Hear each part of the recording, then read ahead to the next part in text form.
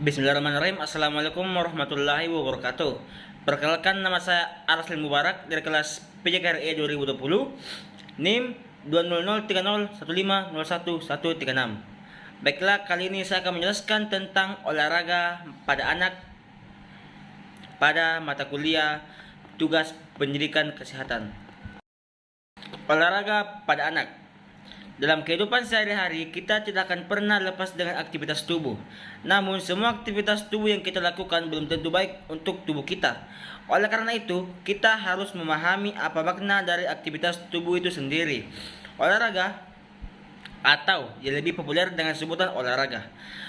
Olahraga merupakan suatu bentuk kerja atau aktivitas badan kita yang mengikut sertakan sistem-sistem sel, jaringan, dan alat-alat badan secara terpadu untuk melayani kebutuhan demi tercapainya tujuan kerja tersebut. Pada anak-anak, remaja, dewasa, tua, dan usia lanjut mempunyai takaran olahraga yang berbeda-beda. Semua ini disebabkan oleh kemampuan dan kebutuhan dari tubuh kita sendiri. Jadi, ketika kita akan melakukan atau akan memberikan olahraga, kita harus melihat umur dari orang yang akan melaksanakannya. Karena apabila tidak sesuai bisa berakibat tidak baik untuk tubuh. Contohnya, apabila anak-anak disuruh mengangkat beban yang terlalu berat, maka bisa jadi akan menghambat pertumbuhan dari si anak tersebut. Jadi sangat penting kita harus mengetahui pedoman-pedoman dalam melakukan olahraga.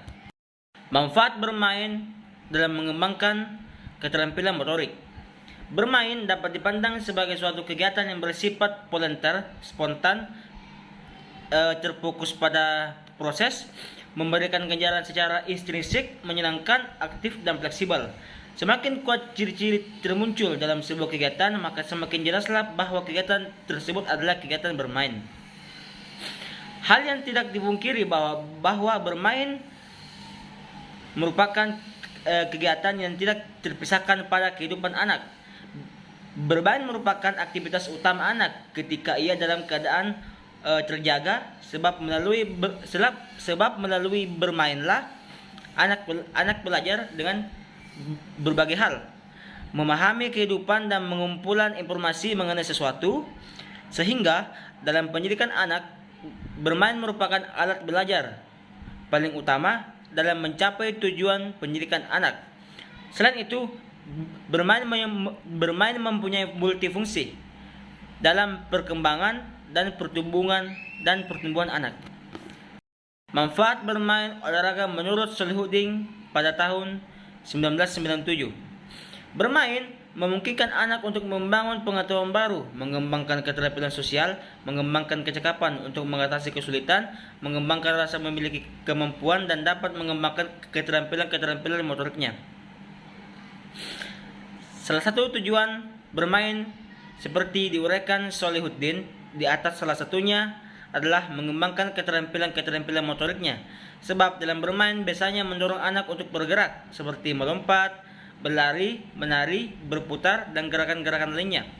Selain itu, masih banyak manfaat kegiatan bermain dalam mendorong bentuk-bentuk kecerdasan lainnya. Bentuk-bentuk permainan yang mendorong kecerdasan kinestetik. Dalam dunia anak, proses pembelajaran merupakan kegiatan yang terpadu dengan tujuan integral pula. Artinya, guru tidak akan dapat memisahkan kegiatan-kegiatan secara spesifik, sebab tujuan-tujuan dalam satu kegiatan pun sangat beragam, baik untuk mendorong perkembangan kognitif, emosi, maupun perkembangan motoriknya. Oleh karena itu, spesifikasi yang dilakukan dalam makalah ini hanyalah untuk memberikan fokus yang lebih jelas terhadap masalah yang dikaji.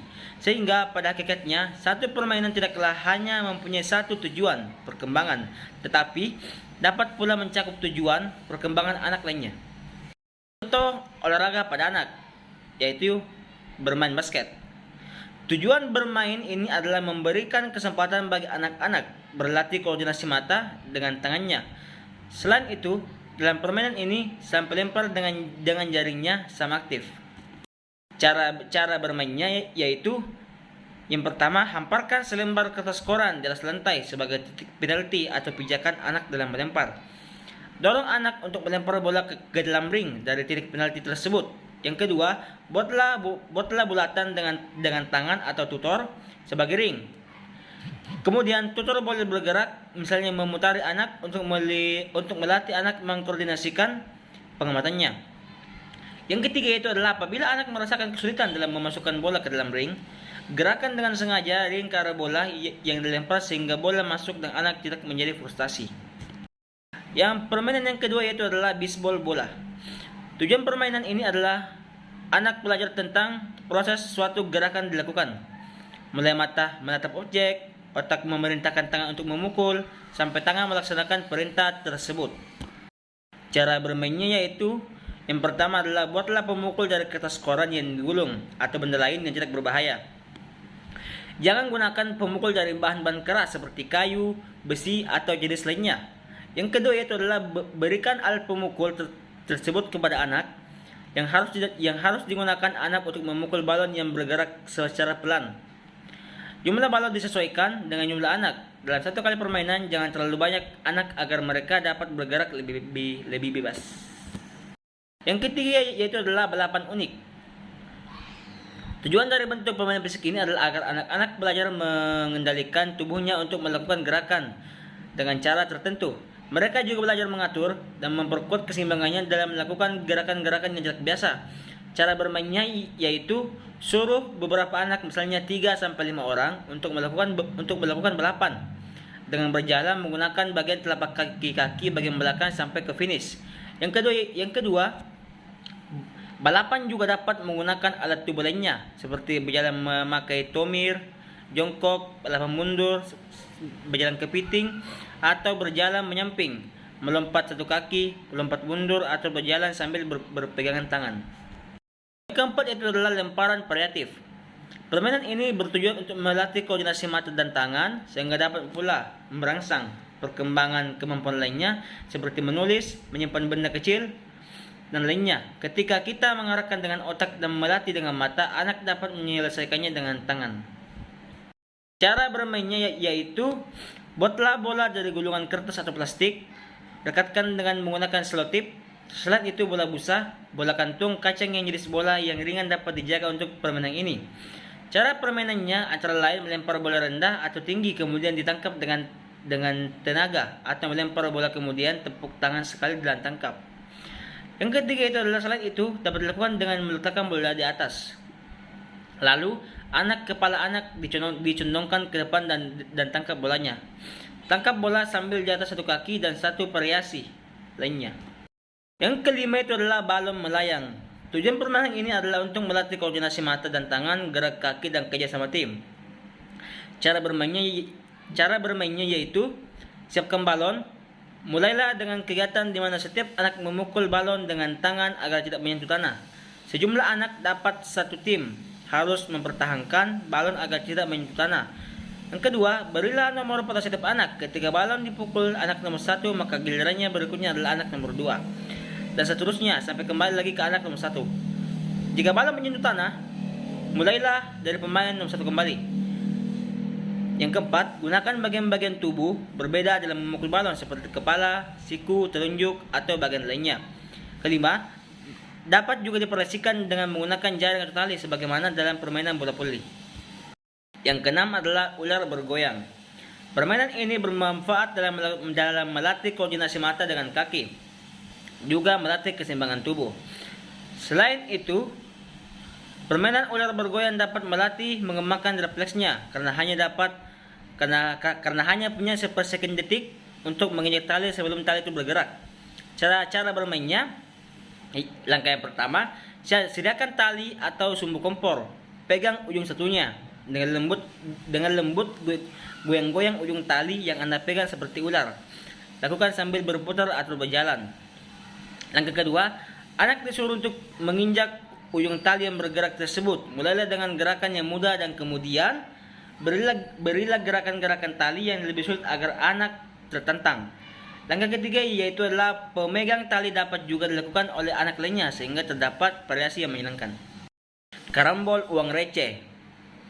Permainan ini melatih otot kecil pada tangan, sekaligus kepekaan ketika menaksir tenaga yang digunakan untuk memperoleh hasil yang diinginkan. Cara bermainnya yaitu adalah yang pertama, bagikan beberapa koin kepada setiap anak.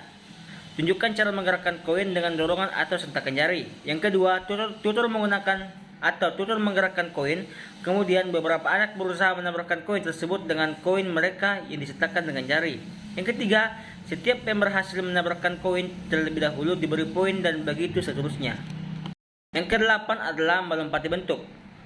Permainan ini sangat berguna untuk memperkuat otot kaki anak. Selain itu, anak juga dapat belajar bentuk-bentuk benda, sehingga selain kemampuan kinestetiknya, kemampuan logis matematisnya juga dapat dilatih. Cara bermainnya yang pertama adalah buatlah bentuk benda-benda dari kertas, koran, atau bahan lainnya. Bentuk dapat berupa lingkaran, segitiga, segi empat, atau lainnya. Yang kedua, letakkan bentuk-bentuk tersebut berjajar ke depan. Buatlah jarak antara bentuk dengan menyesuaikan dengan kemampuan melompat anak.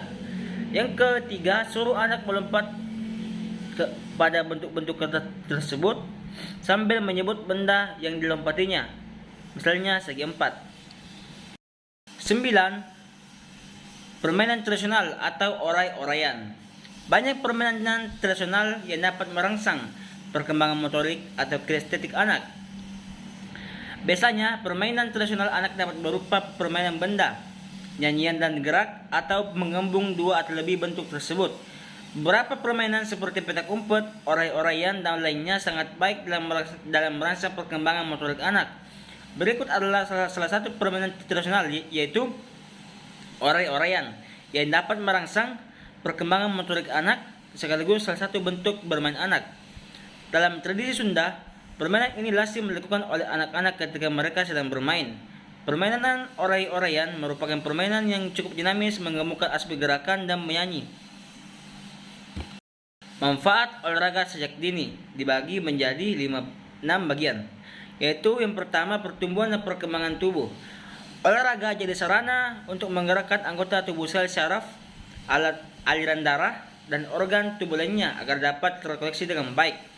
Aktivitas olahraga yang dilakukan dengan baik dapat membantu pertumbuhan dan perkembangan tubuh anak usia dini. Yang kedua yaitu adalah meningkatkan dan menjaga kesehatan.